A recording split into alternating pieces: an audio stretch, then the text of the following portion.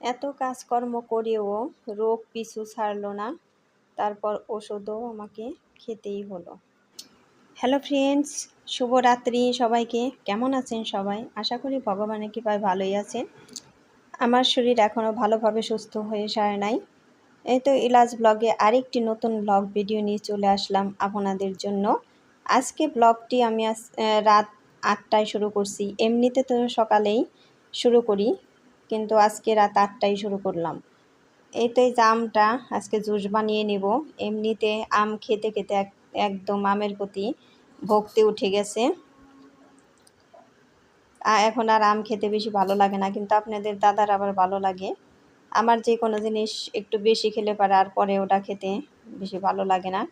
সেই জন্য ভাবলাম যে একটু জুস বানিয়ে নিই, তাহলে খেতে মনে হয় ভালো লাগবে। তো সামান্য একটু লবণ দিয়ে দিলাম আর একটু চিনি দিয়ে দিলাম।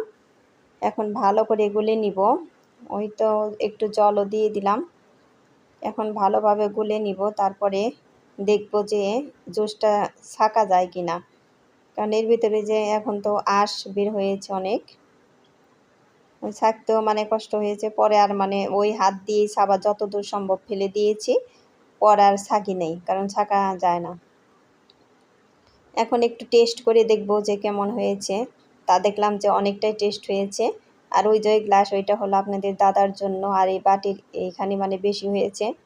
আপনাদের দাদা যদি ওই এক গ্লাস খেয়ে পারে তাহলে এই সবটুকুই খেয়ে ফেলবে, কিন্তু আমি আর এক গ্লাসের বেশি পারবো না। এত কাজকর্ম করেও রোগ পিছু ছাড়লো না, আর ওষুধও আমাকে খেতেই হলো। এই তো পরের দিন সকাল আপনাদের দাদাই যে ওষুধ নিয়ে আসছে। আমি যেতে পারি নাই, কিন্তু প্রচুর বৃষ্টি ছিল। মনে হচ্ছিল যে কলস ভরে ভরে ঢালছে, এরকম অবস্থা। এই জন্য আপনাদের দাদা বলল যে একটু সুবিধা হলেই আমি রিক্সা নিয়ে চলে যাব, তোমার যেতে হবে না, তুমি এর ভিতরে বাসা থেকে বেরোতে পারবে না। তারপরে ডাক্তারের কাছে গিয়ে ডাক্তারে ফোন ধরিয়ে দিয়েছিল যে কি সমস্যা। তারপরে ওই সমস্যার কথা বললাম, তারপর ডাক্তারে ওষুধ দিয়ে দিল যে কিভাবে হইলো এরকম ব্যথা। আমি বললাম কি জানেও, হঠাৎ করেই তো হলো এরকম ব্যথা। এই তো পরের দিন সকালে কিছুই রান্না করতে ইচ্ছে করে না। ওই যে তারপরে যে আলু বেগুন সিদ্ধ দিয়েছি। তারপরে এখন মিষ্টি লাউগুলো ভেজে নিব। আপনাদের দাদা বাজার থেকে এনেছে, বলছে যে মিষ্টি লাউ ভাজি করো। এই দেখেন মিষ্টি লাউর কালারটা এত সুন্দর, দেখে মনে হয় কাঁচাই খেয়ে নিই, একদমই সুন্দর। একটু চিনিও দিয়ে দিলাম, কিন্তু মিষ্টি লাউ তেমন মিষ্টি ছিল না, তেমন স্বাদ না। কিন্তু এই ভাদ্র মাসে তো মিষ্টি লাউর স্বাদ তেমন থাকে না, তাই না? অন্য সময় যেরকম থাকে এই ভাদ্র মাসে তেমন থাকে না, কিন্তু দেখেই শান্তি। এ তো আমার লাউ ভাজাও হয়ে গেল।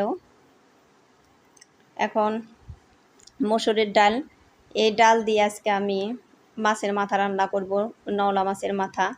এই দেখেন নওলা মাছের মাথা কিন্তু আমার খুবই ভালো লাগে, আমি খুবই পছন্দ করি নওলা মাছের মাথা। তাই ভাবলাম, এমনি তো অন্যভাবে খাওয়াই হয়, আজকে ভাবলাম যে আজকে আমি মসুর ডাল দিয়ে রান্না করে দেখি তো কীরকম লাগে। কিন্তু আমার মুখে তো একদমই রুচি নেই, আমার তো খেতে কোনো কিছুই ভালো লাগে না। আপনাদের দাদা বলল যে খুবই টেস্ট হয়েছিল। এই মাছের মাথাও কিন্তু আমি একদমই ভালো করে ভেজে নিব, কারণ ভালো না হলে তো আমার একদমই খেতে পারবো না আমি। এই মাছের মাথা আপনারা কে কে পছন্দ করেন তারা আমাকে কমেন্ট করে জানাবেন তো। আর ভিডিওটিতে একটা লাইক দিয়ে আমার ভিডিওটি কন্টিনিউ করবেন। আপনাদের একটা লাইক আমার ভিডিওটিকে এগিয়ে যেতে সাহায্য করবে। আর ভিডিওটি স্কিপ না করে পুরোটাই দেখবেন, আশা করি ভিডিওটি অনেক ভালোই লাগবে। আমার ভিডিও কয়েকদিন ধরে এত ছোট ছোট হচ্ছে, বলার কিছু নেই। কাজেই সবাই দেখে নেবেন, দেখতে বেশি সময় লাগবে না, একদমই সময় লাগবে না। এই তো এখন এই দেখেন চলা পুঁটি, একদমই সুন্দর পুঁটিগুলো ছিল। আমার তো এই মাছগুলো কাটতে খুবই ভালো লাগছিল। পুঁটি মাছ তো সাধারণত একদমই নরম নরম থাকে, নরম হয়ে যায় তাড়াতাড়ি, কিন্তু মাছগুলো আমার একটাও ফেলে দিতে হয়নি, সবটি ভালো ছিল।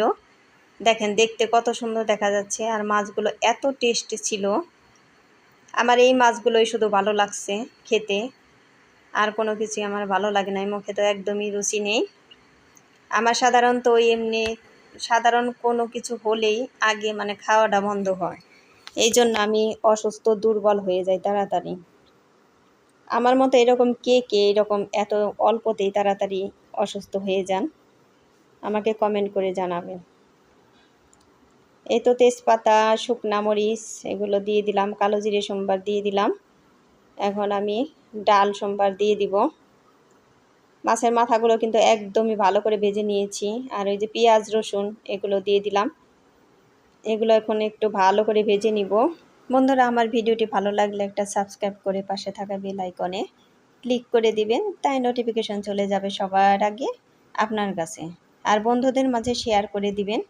এই তো আমার এই যে পেঁয়াজগুলো ভাজা হয়ে গিয়েছে, এখন ডাল সম্বার দিয়ে দিলাম। ডালটাও একদম গলে গেছে, ডাল না গললে কিন্তু একদমই টেস্ট লাগে না। ওই যে মাছের মাথাগুলো দিয়ে দিচ্ছি, ডালটাও খুবই টেস্ট হয়েছিল। এখন এইটা মানে হাই ফ্লেমে জাল দিয়ে নিব, তারপর নামিয়ে নিব। আমার ডাল তো জাল হয়েই গিয়েছে, এখন এই যে মাছের মাথা দিয়ে একটু জাল দিব। আর ওই যে জিরে গুঁড়ো দিয়ে দিলাম।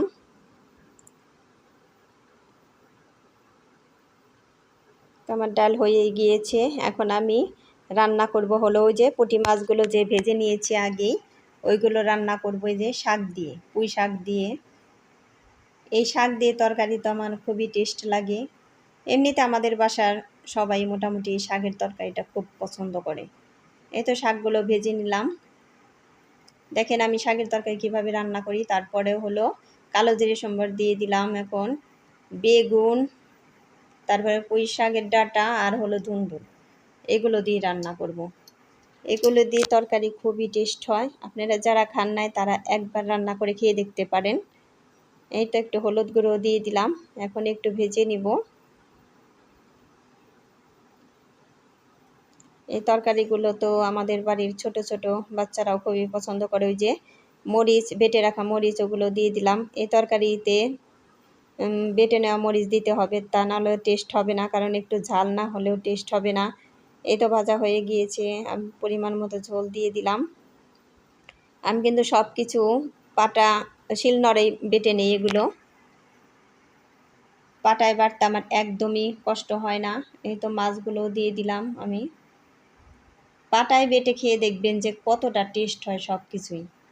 আমি তো ভর্তা বাটলেও পাটাই বেটে নিই, আমার বাটতে বেশি খারাপ লাগে না। এই তো আমি ভেজে রাখা শাকগুলো দিয়ে দিলাম। তারপর আমি যে কালো জিরে, আদা আর হলো কাঁচামরিচ, এইটা এখন দিয়ে দিলাম।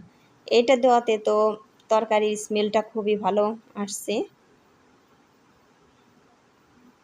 দেখেন তরকারিটা কিন্তু খুবই ভালো হচ্ছে, আর খেতে তো খুবই টেস্ট হয়েছিল। আমার এই অসুস্থতার মুখেও আমার খুব ভালো লেগেছে।